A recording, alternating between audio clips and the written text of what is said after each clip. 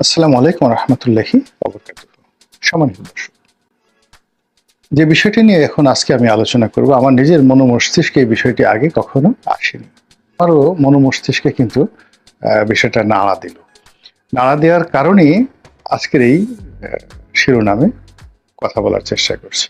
প্রশ্নটা হলো, শেখ হাসিনা কি দিল্লিতে, কলকাতাতে, আগরতলাতে নাকি ঢাকাতে? এটা কি বুকে হাত দিয়ে আমরা কেউ বলতে পারবো? ভারত বলছে তাকে ফেরত দেবে না। ভারত বলছে তাদের দেশের তারা আছে। ভারত বলেছে বা ভারতের পত্রপত্রিকা এসেছে যে তাকে ভারতে আশ্রয় দেওয়ার জন্য, যাকে বলা হয় একটা পলিটিক্যাল ঐক্যমত হয়েছে। সমস্ত রাজনৈতিক দলগুলো বৈঠক করে তারা সেখানে তাকে স্থান দিয়েছে। ২ নম্বর হলো যে আমরা পেপারে দেখেছি বা খবর শুনেছি যে তাকে ট্রাভেল পাস দেওয়া হয়েছে, ইত্যাদি ইত্যাদি অনেক বিষয়, এবং তাকে আশ্রয় দেওয়া হয়েছে, তাকে সম্মানিত মেহমান হিসেবে রাখা হয়েছে। এই সকল কথা ভারতীয় কর্মকর্তারা বলেছে, কিন্তু এটা যে কৌশল নয়, এটা আমরা বুঝবো কি করে? এর কারণ হলো, কেবল ভারত নয়, আমেরিকার মতো অনেক বড় বড় যাকে বলা হয় রাষ্ট্র, ইংল্যান্ড, তারা এরকম অনেক ক্ষেত্রে দেখা গেল যে কাউকে তারা জেলখানায় পুরে রেখেছেন, কিন্তু বললেন যে আমরা চিনি না, জানি না কোথায় আছেন, বা তাদের জিম্মায় রয়েছে, মেহমান হিসেবে রয়েছে, তারা হয়তো প্রচার করলো মেরেই ফেলা হয়েছে। এরকম অনেক ঘটনা বড় বড় রাষ্ট্রগুলো ঘটে। এখন শেখ হাসিনার ক্ষেত্রে বাস্তব অর্থে কি ঘটেছে, এটি আমরা ভারতীয় ন্যারেটিভ, ভারতীয় পত্রপত্রিকার খবর এবং আমাদের দেখা কিছু দৃশ্য এবং একই সঙ্গে আমাদের কিছু ন্যারেটিভ, এইগুলোকে মিলে আমরা বোঝার চেষ্টা করছি যে তিনি ভারতে আছেন। কিন্তু প্রমাণ কি? এখন পর্যন্ত তিনি ভারতের কারোর সঙ্গে গুরুত্বপূর্ণ বৈঠক করেছেন, আমরা তার কোনো ভিডিও ফুটেজ দেখিনি। এগুলো একটা। ২ নম্বর হলো যে আওয়ামী লীগের অনেক নেতার সঙ্গে তার কথাবার্তা হয়, কোনো নেতার কাছেই তিনি এখন পর্যন্ত বলেননি যে তিনি ভারতের কোথায় আছেন। এবং তার সঙ্গে ভারতের যে সকল নেতা রয়েছেন আওয়ামী লীগের, সাংবাদিক রয়েছেন, এবং তার অনেক ব্যক্তিগত বন্ধু রয়েছেন কলকাতাতে এবং দিল্লিতে। শেখ হাসিনা যেহেতু ৭৫ ১৫ আগস্টের পরে দীর্ঘদিন দিল্লিতে ছিলেন, ফলে ওখানকার রাজনৈতিক অঙ্গন, সাংবাদিক অঙ্গন, এমনকি চলচ্চিত্রের অঙ্গনে তার ব্যক্তিগত বন্ধু রয়েছে। তসলিমা নাসরিন যেভাবে ভারতে আছেন, তার যেমন বন্ধু বান্ধব রয়েছে, কাজেই তিনি ইচ্ছে করলে গোপন থাকতে পারবেন না। কোথায় আছেন, কি অবস্থায় আছেন আমরা জেনে যেতে পারি, কিন্তু শেখ হাসিনা ভারতে কোথায় আছেন সেটি তার যারা ভারতীয় বন্ধু রয়েছেন তারা একবার হলে জানবেন। জয় জানতেন, পুতুল জানতেন। পুতুল তো যাকে বলা হয় দিল্লিতে আছেন। এখন পুতুলের সঙ্গে তো তার কোনো ছবি আমরা এখন পর্যন্ত গত ৭ মাসে দেখিনি। পুতুলের সঙ্গে তার সাক্ষাৎ হয়েছে এরকম কোনো দৃশ্য আমরা দেখিনি। জয় ভারতে এসেছেন, তার মায়ের সঙ্গে দেখা করেছেন, এরকম দৃশ্য আমরা দেখিনি।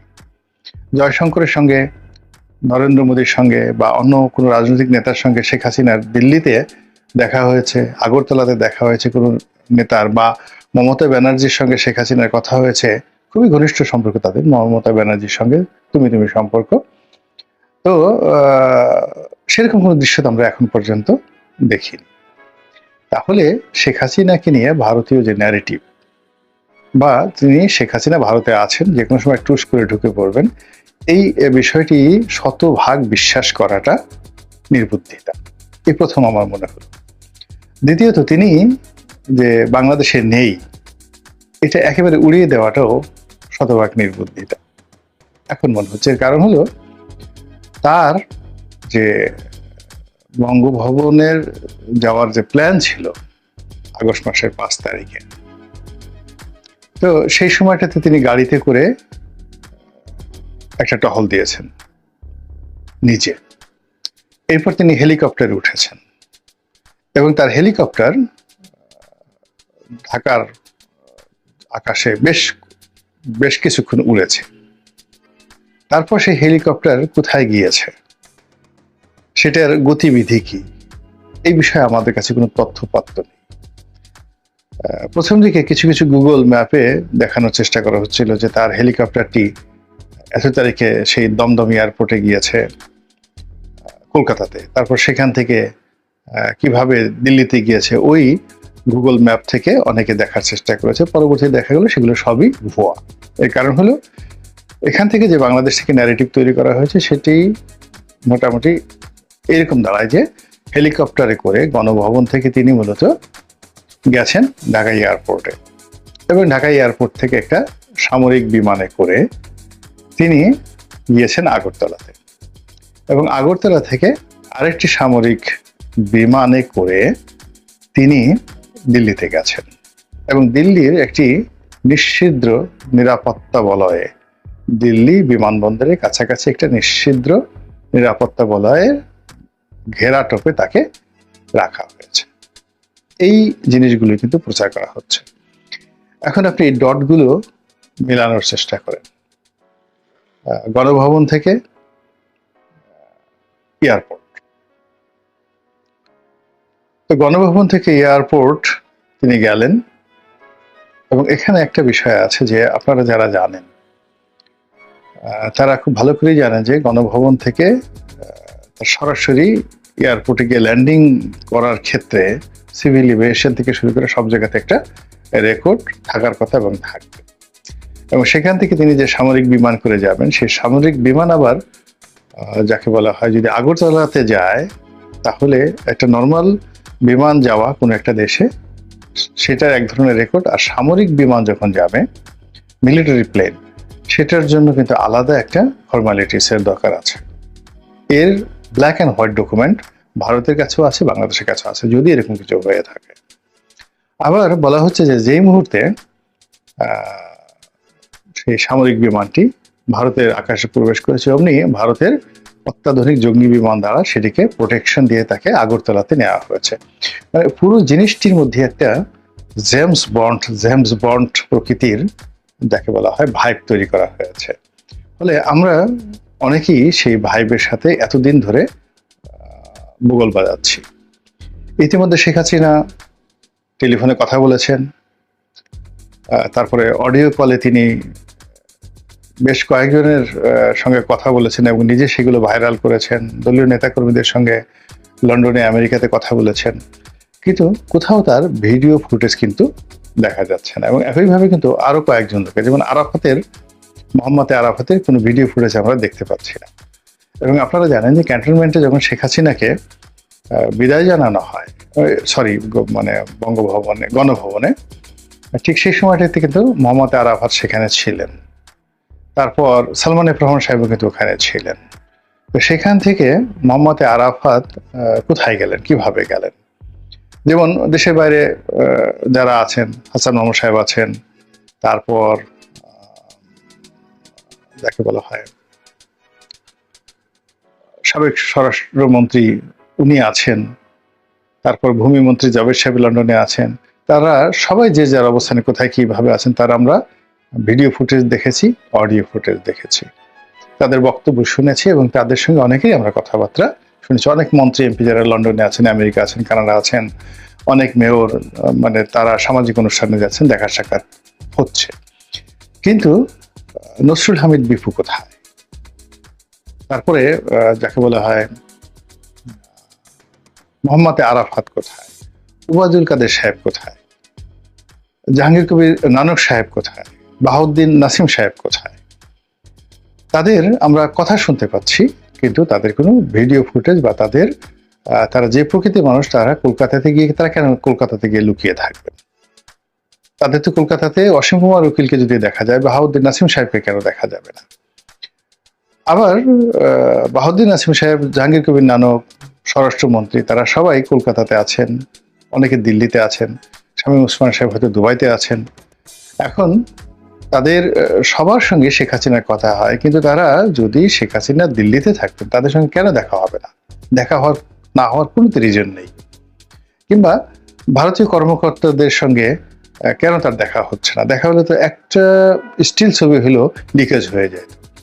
মানে এমন প্রযুক্তি এখন চলে এসছে, সবার হাতে প্রযুক্তি চলে আসছে, এবং ভারতে তো পেগাসাস প্রযুক্তি এখন অনেক মানে প্রাইভেট গোয়েন্দাদের কাছে অ্যাভেলেবল।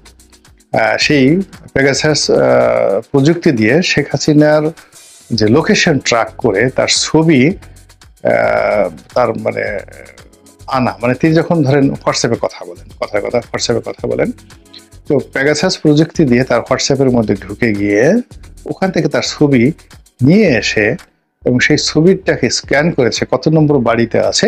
এই প্রযুক্তি এখন পৃথিবীতে আছে, ইসরায়েলের হাতে আছে, বাংলাদেশে আছে, ভারতে আছে। আমরা এখনো পর্যন্ত কেন তার লোকেশনটা ট্র্যাক করতে পারছি না? ইট মিনস আমরা এই যে যাদের হাতে প্রযুক্তি আছে তারা এই কাজ করছেন না, আর অনেকে এই ব্যাপারে আগ্রহ হচ্ছে না, বিকজ তাকে নিয়ে এতগুলো ভাইব তৈরি করা হয়েছে। সেই ভাইবের কারণে আমরা ইন্ডিয়ান ন্যারেটিভগুলো বিশ্বাস করে শেখ হাসিনা যে দিল্লিতে আছে এটা শতভাগ বিশ্বাস করে বসে আছে। অথচ আপনি যদি তার কথাবার্তাগুলো বিশ্লেষণ করেন যে আমি বাংলাদেশের খুব কাছাকাছি আছি, যে কোনো সময় টুস করে ঢুকে পড়ব, এই কথাগুলো। আবার তিনি বলছেন আমি যেখানে আছি সেখানে নেটওয়ার্ক ঠিকমতো কাজ করছে না, ইত্যাদি অনেক কথা। আবার তিনি যে কথাগুলো বলছেন, যেভাবে কথাগুলো বলছেন অত্যন্ত কনফিডেন্টের সাথে, তাতে মনে হচ্ছে যে বাংলাদেশের অনেকের সাথে তার যাকে বলা হয় কনফিডেন্সিয়াল একটি সম্পর্ক তার রয়েছে। তো এই সব মিলিয়ে শেখ হাসিনাকে নিয়ে আপনার আমার যে চিন্তা, সেই চিন্তাটা আমরা এখনো নিশ্চিন্ত পর্যায়ে থাকতে পারছি না। যারা তাকে ভালোবাসেন তারা একভাবে চিন্তা করছেন, আর যারা তাকে ভয় পান, যদি তিনি ঢাকা থাকেন, যদি তিনি ঢুকে পড়েন তাহলে সেক্ষেত্রে কি হবে, যদি ঢাকা থাকেন তাহলে কি হবে, যদি বাংলাদেশের ভিতরে থাকেন তাহলে কোথায় আছেন, কার জিম্মে আছেন, কি আছেন, এসব নিয়ে এই যে নতুন করে আবার বিতর্ক শুরু হলো। এবং আপনি চিন্তা করুন যে বাংলাদেশে যে ঘটনাগুলো ঘটে যাচ্ছে একটার পর একটা ঘটনা, কোনোটার সাথে আপনি কোনোটার ডট মিলাতে পারবেন না, কোনোটার সঙ্গে কোনোটার আপনি বন্ধন দিতে পারবেন না, সব কিছু এলোমেলো। এবং এখানে আওয়ামী লীগ যে খেলছে এতে কোনো সন্দেহ নেই।